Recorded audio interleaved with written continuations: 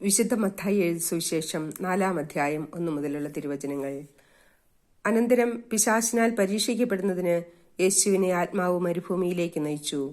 യേശു 40 ദിനരാത്രങ്ങൾ ഉപവസിച്ചു. അപ്പോൾ അവന് വിശന്നു. പ്രലോഭകൻ അവനെ സമീപിച്ച് പറഞ്ഞു, നീ ദൈവപുത്രനാണെങ്കിൽ ഈ കല്ലുകൾ അപ്പമാകാൻ പറയുക. അവൻ പ്രതിവചിച്ചു, മനുഷ്യൻ അപ്പം കൊണ്ട് മാത്രമല്ല, ദൈവത്തിന്റെ നാവിൽ നിന്ന് പുറപ്പെടുന്ന ഓരോ വാക്കുകൊണ്ടുമാണ് ജീവിക്കുന്നത് എന്നെഴുതപ്പെട്ടിരിക്കുന്നു.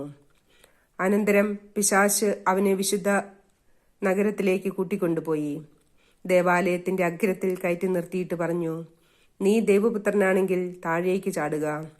നിന്നെക്കുറിച്ച് അവൻ തന്റെ ദൂതന്മാർക്ക് കൽപ്പനകൾ നൽകും. നിന്റെ പാദം കല്ലിൽ തട്ടാതിരിക്കാൻ അവർ നിന്നെ കൈകളിൽ താങ്ങിക്കൊള്ളും എന്നെഴുതപ്പെട്ടിരിക്കുന്നു. യേശു പറഞ്ഞു, നിന്റെ ദൈവമായ കർത്താവിനെ പരീക്ഷിക്കരുത് എന്നുകൂടി എഴുതപ്പെട്ടിരിക്കുന്നു. വീണ്ടും പിശാച് വളരെ ഉയർന്ന ഒരു മലയിലേക്ക് അവനെ കൂട്ടിക്കൊണ്ടുപോയി. ലോകത്തിലെ എല്ലാ രാജ്യങ്ങളും അവയുടെ മഹത്വവും അവനെ കാണിച്ചുകൊണ്ട് അവനോട് പറഞ്ഞു, നീ സാഷ്ടാംഗം പ്രണമിച്ച് എന്നെ ആരാധിച്ചാൽ ഇവയെല്ലാം നിനക്ക് ഞാൻ നൽകും. യേശു കൽപ്പിച്ചു, സാത്താനെ ദൂരെ പോവുക. എന്തെന്നാൽ നിന്റെ ദൈവമായ കർത്താവിനെ ആരാധിക്കണം, അവിടുത്തെ മാത്രമേ പൂജിക്കാവൂ എന്നെഴുതപ്പെട്ടിരിക്കുന്നു. അപ്പോൾ പിശാച് അവനെ വിട്ടുപോയി. ദേവദൂതന്മാർ അടുത്തു വന്ന് അവനെ ശുശ്രൂഷിച്ചു. യോഹന്നാൻ ബന്ധനസ്ഥനായെന്ന് കേട്ടപ്പോൾ യേശു ഗലീലയിലേക്ക് പിൻവാങ്ങി. അവൻ നസ്രത്ത് വിട്ട് സെബുലൂണിന്റെയും നഫ്താലിയുടെയും അതിർത്തിയിൽ സമുദ്രതീരത്തുള്ള കഫർനാമിൽ ചെന്നു പാർത്തു.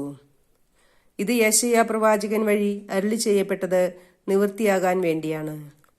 സമുദ്രത്തിലേക്കുള്ള വഴിയിൽ ജോർദാന്റെ മറുകരയിൽ സെബലൂൺ, നഫ്താലി പ്രദേശങ്ങൾ, വിജാതീയരുടെ ഗലീലി, അന്ധകാരത്തിൽ സ്ഥിതി ചെയ്തിരുന്ന ജനങ്ങൾ വലിയ പ്രകാശം കണ്ടു.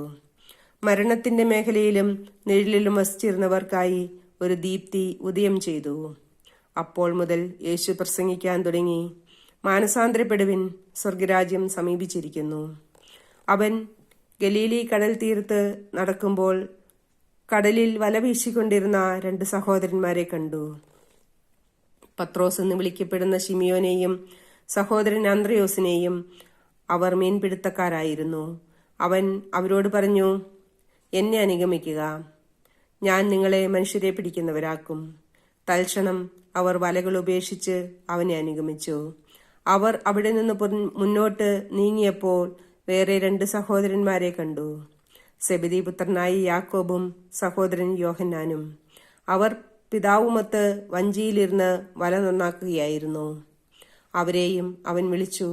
തൽക്ഷണം അവർ വഞ്ചി ഉപേക്ഷിച്ച് പിതാവിനെയും വിട്ട് അവനെ അനുഗമിച്ചു.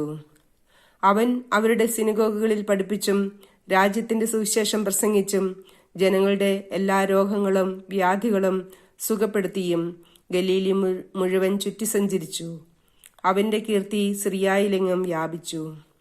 എല്ലാ രോഗികളെയും വിവിധ വ്യാധികളാലും വ്യഥകളാലും അവശരായവരെയും, പിശാചുബാധിതർ, അപസ്മാര രോഗികൾ, തളർവാദക്കാർ എന്നിവരെയും അവർ അവന്റെ അടുത്തു കൊണ്ടുവന്നു. അവൻ അവരെ സുഖപ്പെടുത്തി ഗലീലി, ദെക്കാപോളിസ്, ജെറുസലേം, യൂദയ, ജോർദാന്റെ മറുകര എന്നിവിടങ്ങളിൽ നിന്ന് വലിയ ജനക്കൂട്ടങ്ങൾ അവനെ അനുഗമിച്ചു.